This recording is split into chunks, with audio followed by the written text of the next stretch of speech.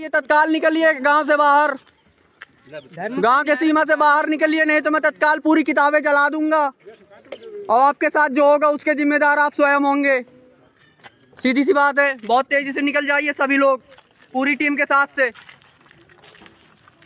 गांव से बिल्कुल बाहर। धर्म से कोई मजाक नहीं।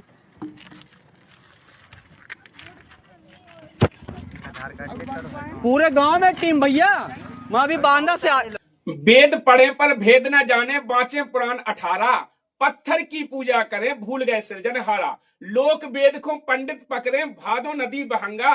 कहें कबीर जे भवजल डूबे, जिन्हें नहीं साधु सत्संगा। कबीर इस संसार को समझाऊं के बार, पूंछ पकड़ के भेड़ की उतरन चाहत पार। गुण तीनों की भक्ति में भूल पड़ो संसार, और कहें कबीर निज नाम बिना कैसे उतरे पार। तीन देव की करें जो भक्ति, उनकी कभू ना होवे मुक्ति। तत्काल निकलिए गांव से बाहर, गांव के सीमा से बाहर निकलिए, नहीं तो मैं तत्काल पूरी किताबें जला दूंगा और आपके साथ जो होगा उसके जिम्मेदार आप स्वयं होंगे। सीधी सी बात है। बहुत तेजी से निकल जाइए सभी लोग, पूरी टीम के साथ से, गांव से बिल्कुल बाहर। धर्म से कोई मजाक नहीं।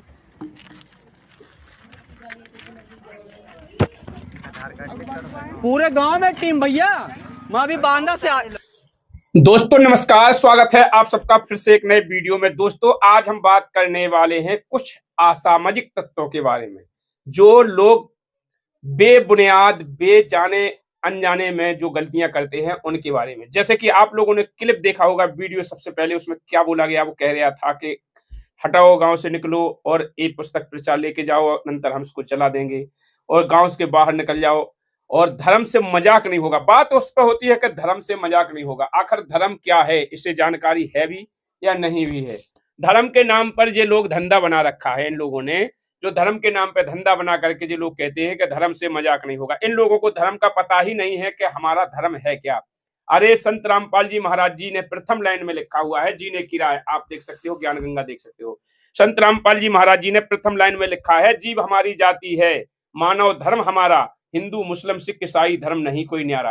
अरे हम जीव जाति के हैं, मानव धर्म हमारा है, और सबसे प्रथम हम सभी सनातनी हैं। सनातन का मतलब जानते हो? सनातन का मतलब होता है जो हमारे शास्त्रों के आधार से चले, हमारे शास्त्रों के आधार से भक्ति विधि करे, शास्त्रों के आधार से जो ज्ञान दे, उससे सनातनी कहा जाता है। ना कि मन माने आचरण करने वाले को सनातनी नहीं कहा जाता है। मैं इसलिए कह रहा हूं, हमारी श्रीमद् भगवत गीता है जी, इसको आप लोगों ने देखा होगा, हिंदू धर्म की सर्वश्रेष्ठ पुस्तक मानी जाती है, जो चारों वेदों का सार इसे माना जाता है।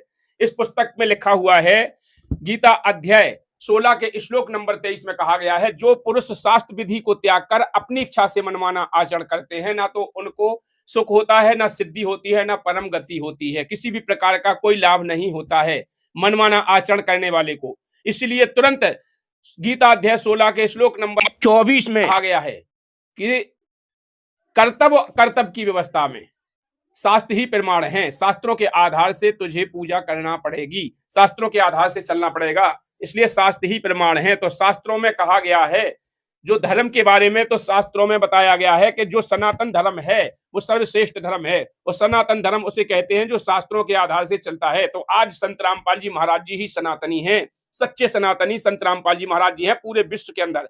बाकी सब पाखंडी हैं, ढोंगी हैं, जिनके पास कोई भी ज्ञान शास्त्रों के अनुकूल नहीं है, शास्त्रों के विपरीत ज्ञान देते हैं, इसलिए वो सनातनी नहीं होते हैं। रही बात इन चिंटुओं की, जो चिंटू ये कह रहा है, अरे अपने गांव में तो कुत्ता भी शेर हो जाता है, इस प्रकार से ये कह रहा है। अगर इसे शास्त्रों की चर्चा करनी है तो आध्यात्मिक ज्ञान कर ले, आध्यात्मिक ज्ञान चर्चा कर ले, कभी भी किसी भी चैनल पर आकर के आध्यात्मिक ज्ञान चर्चा कर ले, संत रामपाल जी महाराज जी के किसी भी आश्रम में आकर के ज्ञान चर्चा कर ले, तो ये पता चल जाएगा कि सनातन धर्म सर्वश्रेष्ठ धर्म है। और धर्म होता क्या है, पहले तो एबीसीडी भी पता नहीं है तुम लोगों को धर्म के बारे में। धर्म होता क्या है?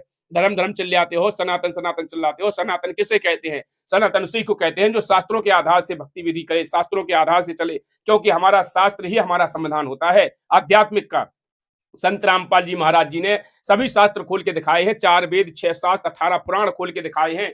और सनातन की पूरी जो पीएचडी है, वो सनातन धर्म की पीएचडी शास्त्रों के अंदर है, जो संत रामपाल जी महाराज जी ने अपने शिष्यों को पूरी A to Z पढ़ा रखी है।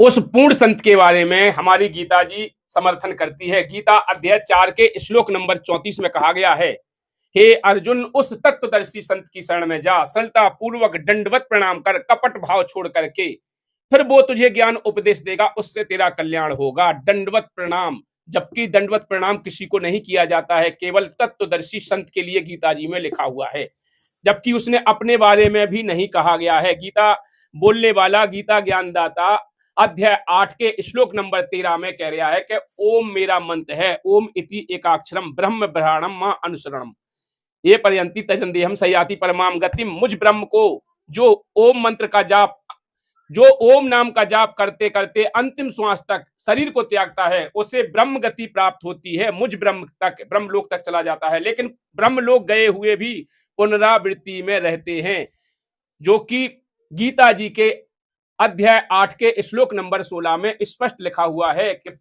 ब्रह्म लोक पर्यंत पुनरावृत्ति में हैं, वो भी जन्म मृत्यु में आते हैं, ब्रह्मलोक तक जाने वाले भी पुनरावृत्ति में रहते हैं। तो इसलिए उस तत्वदर्शी संत की शरण में जाना चाहिए, सरलता पूर्वक दंडवत प्रणाम करना चाहिए, कपट भाव छोड़ करके। तो आज तक इन किसी भी ऋषि महर्षियों के पास ना तो वो तत्व ज्ञान था, ना कोई तत्वदर्शी संत था। आज तक इस पृथ्वी पर केवल तत्वदर्शी संत हैं तो संत रामपाल जी महाराज जी हैं। हमारे शास्त्रों के आधार से, जो हमारे सनातन के ग्रंथों के आधार से, जैसे कि गीता जी में हमने बताया है, उसकी पहचान गीता जी में बताई गई है। गीता अध्याय 15 से श्लोक नंबर 1 से 4 तक उस तत्वदर्शी संत की पहचान बताई हुई है। यदि आप सच्चे सनातनी हैं तो अपनी श्रीमद् भगवत गीता को उठा करके देखिए, इसमें गीता अध्याय 15 के श्लोक नंबर 1 से 4 तक प्रथम श्लोक में कहा गया है, ऊर्ध्व मूलम अधः शाखम।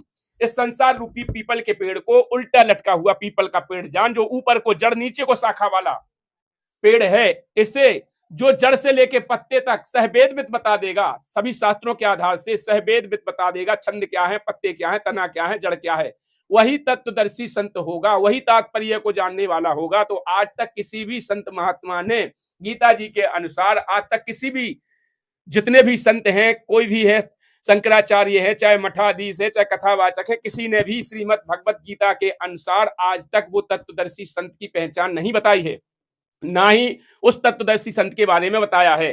केवल आज मात्र इकलौते संत रामपाल जी महाराज जी हैं जिन्होंने शास्त्र खोल के दिखाए हैं। बाकी तो केवल मनमाना आचरण करवाते हैं, मनमानी पूजाएं करवाते हैं। कहते हैं कहीं पीपल पूज लो, कभी कोई कह देता है कि तुलसी पूज लो, कोई कह देता है कि गोबर की पूजा कर लो। हर समय अलग अलग प्रकार से, कोई पत्थर की पूजा बता देता है, पत्थर की मूर्ति बनवा करके उसकी पूजा बता देता है, जबकि पत्थर की मूर्ति में प्राण प्रतिष्ठा करते हैं जो लोग, उस प्राण प्रतिष्ठा का विधान भी कहते हैं कि हमारे शास्त्रों में है। अगर पत्थर की मूर्ति में प्राण डाले जा सकते हैं तो फिर इंसान को मरने क्यों देते हैं? मरे हुए